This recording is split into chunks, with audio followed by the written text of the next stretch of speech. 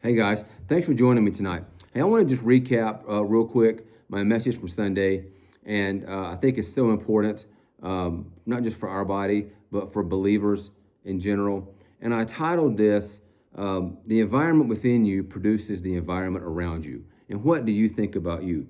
And I read from Romans 8, and I want to encourage you to spend some time in Romans 8. I feel like Romans 8 needs to get in us. It needs to be in us and a part of us. Romans 8 talks about, especially like verses 9 and 10, Paul says that the Spirit, we're not in the flesh, we're in the Spirit, and the Spirit dwells in us. And then if you look at verses 14 through 17 in chapter 8, he tells us that we're heirs with Christ and that we have inherited the spirit of adoption. And I'll get to that in just a second, why that's important. But I just want to point out that I think it's vital that we understand what is in us, what dwells in us. Do we understand what we have? And I just want to say that I think the goal of the Spirit that was sent to dwell in us, the goal of the Bible, the goal of our relationship with the Lord, isn't just to get us into heaven. But his goal, his purpose is to get heaven into us. And I think sometimes that we kind of move past that. But it's so important to who we are. So I have to ask myself the question, what does that look like for heaven to get into me? What happens when heaven really gets into me and I really begin to access that and I really begin to realize and develop an awareness of what I have within me? When Paul says in Romans 8 that we have inherited the spirit of adoption, that the Romans actually would adopt adults as the Roman Empire spread, that they would adopt people into being Roman. And I just wrote this down. I did a little bit of research on this, that when the Roman history of adoption, and that when you were adopted by the Romans, you underwent a symbolic death regarding your previous life. And it meant that all your prior debts and obligations were canceled. And if the adoptee took on the name and the property and the responsibility of their new father, basically with a clean slate. And finally, when you were adopted by the Romans, it was a way to pass on wealth and ensure someone was available to manage the family's estate and the family's wealth. So when Paul says to the Romans that you've inherited the spirit of adoption, they knew what he was talking about. They understood the concept of everything is forgiven and gone. The old is gone, and you've been given something new. And I just wonder, do we really get that sometimes? We know it to be true, but do we know it to be true? And I think sometimes if we don't realize what we have access to, we tend to live below what we've been given. We tend to live an inferior lifestyle and not a superior lifestyle.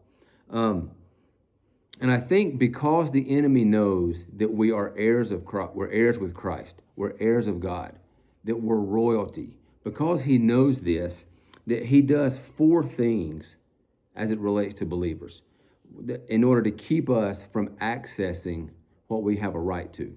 The first thing is he wants you to go back to your old ways. He'll try to get you to go back to your old ways as much as he can. Secondly, if he can't get you to go back to your old ways, he wants to get you to live in shame for your old ways. And this is really tied to a false identity. Third, he wants to get the believer to live in apathy and unbelief so not to be effective. The enemy knows that if I don't have an awareness and I don't cultivate what is in me, then I'm going to live in apathy and I'm going to live in unbelief and I'm not going to be effective.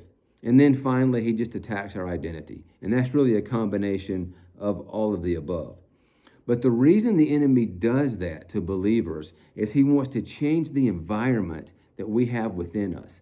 The enemy wants to dictate the environment within us because that becomes the environment around us. And if he can influence us, then he knows that we will not have any influence outside of us. But when we begin to live aware of who we are, and we begin to live aware of what we have, and we begin to live aware of the indwelling Spirit, and we understand that we're an heir with Christ, and that we have the spirit of adoption, and that heaven is in us. When we become aware of that, I think a couple things happen. One, I know who I am. I begin to understand this issue of identity and who I am. And when I know who I am, I'm able to live in response to the Father and not in reaction to the enemy. And I think that's so important, to live in response and not in reaction. And then when we begin to live in response, that's when the environment within us is cultivated, and it produces the environment around me. If I have a posture of living in response to the Father, the environment within me is cultivated to produce a different environment around me. It's not an environment of reaction. It's an environment of response. And then it becomes a lifestyle. It's not anything that we work up to. It's not a one-off at a certain time. It's not a one-time event. But heaven in us should become a lifestyle for us. And I really think that this topic can go deep. This idea that the environment in us produces the environment around us. Think about things, and I'm guilty of many of these, but think about things like anger and being mad. You might say, well, so-and-so makes me mad. And the Lord has shown me, no, mad was already in you. And now it's being produced outside of you.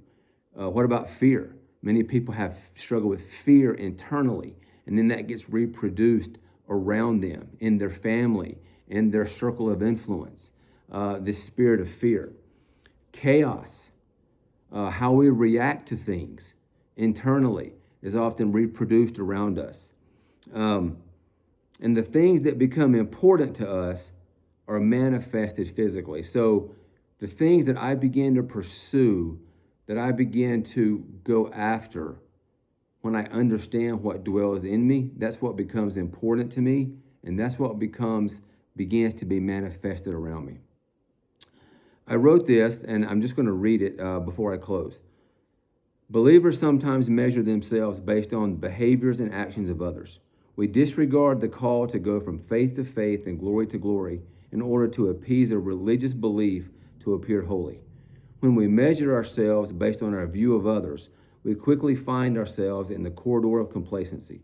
This leads believers to cultivate an inferior environment within them, which produces an inferior environment around them. I am not holy because of comparison or association. I am only changed as I pursue Him. In this pursuit, my awareness of the indwelling Spirit increases.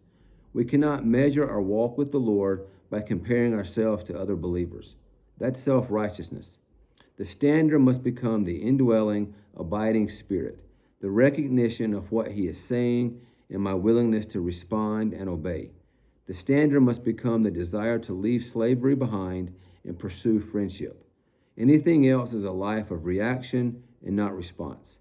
Living in response and not reaction is the fruit of the awareness of the indwelling, abiding Spirit of God within me. Why is that important? Because the environment I have within me reproduces the environment that is around me. Amen. So I just pray for you and bless you that we will develop an awareness of what dwells in us, that we would cultivate what dwells in us, that this issue of identity is the first step in heaven getting in us so we can spread that out to others. Amen. I want to bless you this week. Hope you have a great week, and hope to see you on Sunday.